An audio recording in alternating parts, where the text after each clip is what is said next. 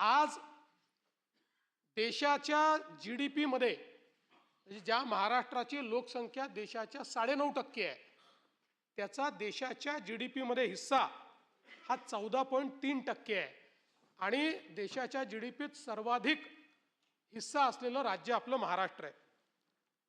देशातील FDI मध्ये आपण नंबर 1 आहोत। देशातल्या ऑइल व्यतिरिक्त निर्यातीत आपण नंबर 1 आहोत। सॉफ्टवेअर निर्यातीत आपण दुसरे आहोत।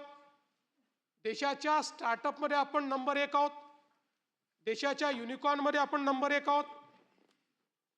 बँकांच्या ठेवीत आपण नंबर 1 आहोत।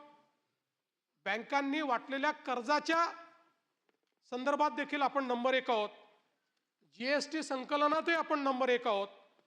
आणि एवढंच नाही तर देशाच्या फॉरेस्ट ऑफ इंडिया रिपोर्ट प्रमाणे वृक्ष आच्छादनातही आपणच नंबर 1 आहोत।